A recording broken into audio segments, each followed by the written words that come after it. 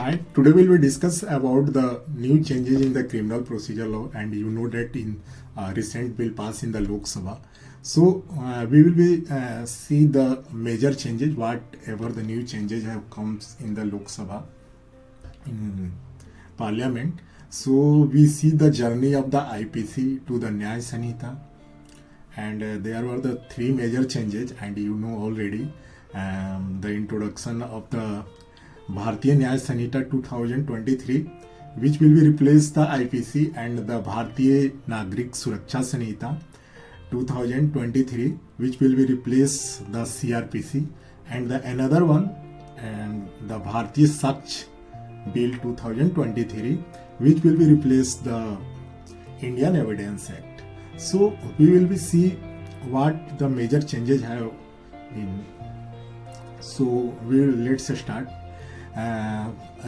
Already I told that the recently in the Lok Sabha passed by the voice vote, the three bill has aimed to the overhaul the country's criminal justice systems by replacing the colonial era laws. You already know that these things. So Bharatiya Nyaya Sanhita Bill 2023 has been made the several key changes in the Indian Penal Code, and it's seek to replace. So we will discuss the key changes introduced in the new bill. The bill has made two changes to the IPC, that means the Indian Penal Code, CRPC, and the Evidence Act, with name transforming the criminal justice system, and that is you know that these all are the colonial era laws. So it is replaced by the new legislation with the Indian ethos, and the new name is the Bharatiya Nyaya Sanhita. Already I told it replaced with the IPC, Bharatiya Nagrik Suraksha Sanhita, and it will be replaced the CRPC and Bharatiya Saksh Bill 2023 for the Indian Evidence Act. So now the new offences incorporated under the Bharatiya Nyaya Sanhita 2023. So first one is the deceitful promises to the married. So under this there are so many provisions. So you can see that the BNS Bharatiya Nyaya Sanhita 2023 introduced the clause 69 that seems to ostensibly tackle the love jihad narratives by the criminalizing the deceitful promises to the marriage, and the phrases the sexual intercourse not amounting to be the offense of the rape, essentially the criminalize the consensual sexual activities too. Another point, if you can see, then you will find that according to the new provision, any deceitful means or promise to marry a woman without any intention to fulfill the same, they so has been the criminalized, and the deceitful means shall include the false promises or employment or promotion, inducement, or marrying after the suppressing identity. So these are the changes in the deceitful promises to the married. So and another there is a major changes in the mob lynching. You have seen in the last years there are so many incidents regarding the mob lynching.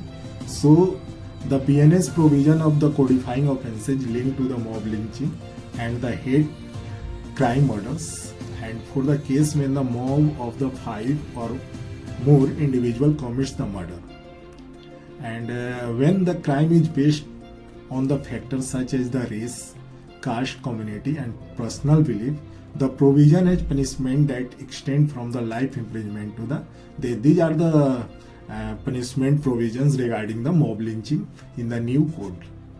So it was earlier version, the bill has proposed a minimum sentence of the 7 years, but this has brought a par with a murder. So the Supreme Court in 2018 has asked the center to consider a separate law for the mob lynching. Now the new provision for the deals with organized crime, you know that so many things, crimes that is in an organized way. For that things, for the first time, the tackling the organized crime is brought under the realm of the ordinary criminal laws. So there are the several special state legislation for the prevention and the control of the criminal activity by the organized crime as a syndicate or gangs. Most of the popular being the Maharashtra Control Organized Crime Act 1999, and the special laws prescribed the vast power of the surveillance and the relax standard of the evidence and the procedure in the favor of the state, which is not found in the ordinary criminal law. In the new legislation, the punishment for the attempt to commit organized crime has to commit organized crime is the same, and however a distinction is drawn based on the whether a death is caused or not by the alleged offences. For case involving death, the punishment range from life imprisonment to the death. Where there is no death involved, a mandatory minimum sentences of the 5 years is prescribed, and which may be extended to the life imprisonment. And you can see the another point, the incorporation of the separate category of the petty organized crimes. And so it is a new things, I think. So if you see the separate category of the petty organized crime that has been brought in which the criminal theft, snatching, cheating, unauthorized selling of the tickets. You can see there are so many sales when you are going to the watch the match. So these all things come in the petty organized crimes, unauthorized betting or gambling, and the selling of the public examination question papers. This is the main issue.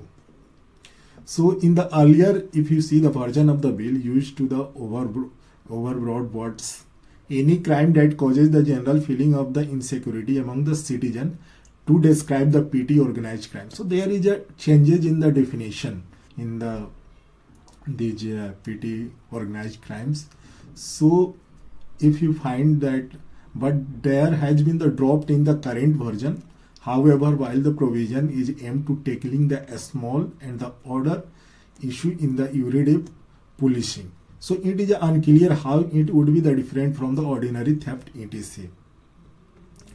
New edition on the terrorism, because it is a big issue for the country, for the world. Terrorism is the big issue for anyone. So regarding the terrorism, there are some points they have added. So importing the large part of the language in the defining the terror. There is a big changes in the defining the terror. Activities from the Stringent Unlawful Atrocities Prevention Act. The BNS bring terrorism under the ambit of the ordinary criminal law. According to the analysis of the National Law of the India, University Bangalore, the definition of the terror borrows from the Philippines Anti-Terrorism Act 2022. More importantly, the offense involving the terror and financing is broader in the BNS than in the UAPA. However, it is unclear how both the UAPA and the BNS will operate concurrently, especially in the when the procedure, the UAPA, is the more stringent and their case has the heard in the special court. So these all are changes regarding the terrorism in the new BNS. Now you see the new points, the provision to the address the attempt to the suicide. The BNS introduced the new provision that criminalized the attempt to commit the suicide with the intent to compel or restrain any public servant from discharging his official duty. And another point is the prescribing a jail term which may extend to the 1 year with community service. So it is a new things with punishment, that is the community service. And the provision could be invoked to prevent the self-immolation and the hunger strike during the protest.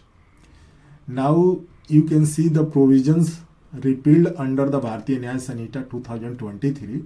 So unnatural sexual offense section 377, that was in the IPC. So section 377 of the IPC, which criminalized the homosexuality among other unnatural sexual activities, has been repealed under the BNS. However, the total omission of section 370 has raised the concern, since the provision is still helpful to the tackle the non-consensual act, and especially when the rape laws continue to be the generated. The Supreme Court in 2018 struck down the Article 377 as the unconstitutional only to the extent that it is a criminalized consensual homosexual relationships.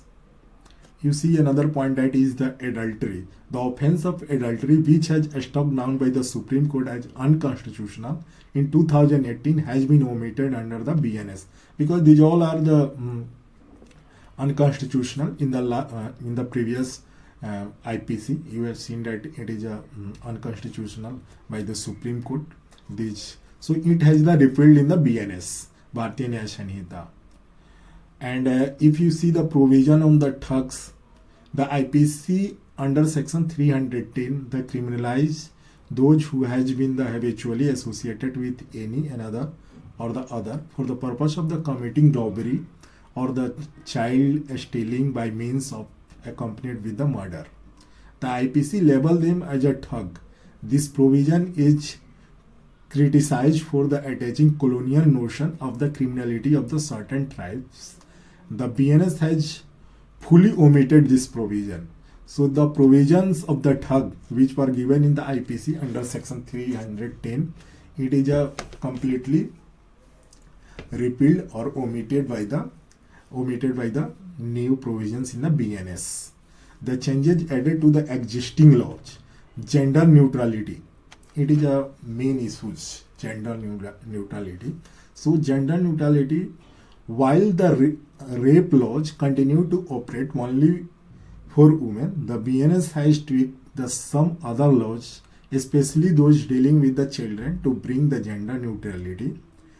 The offense dealing with the procuration of a girl for the illicit incursion under section intercourse section 366A of the IPC has been made gender neutral.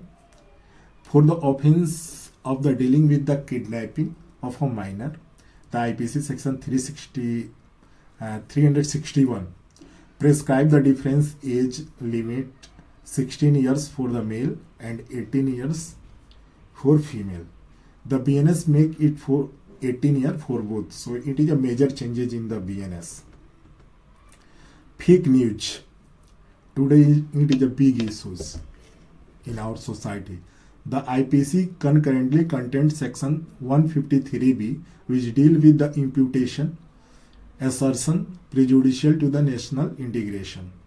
This commonly referred to as the hate speech provision, and the criminalize among the other aspect causing the disharmony or feeling of the enmity or hatred or ill will between the communities. The BNS introduced a new provision here which criminalize the publishing false and misleading information. So I think these changes are the very essential in the respect of the today's situation. And now we see the sedition, this throw. When the Sanhita were first introduced in the Lok Sabha in August, the Union Home Minister said that the law of the sedition has been repealed. However, the BNS introduced the offense under the new name and with the wider definition, apart from the name change from the Rajdroh to Deshdroh.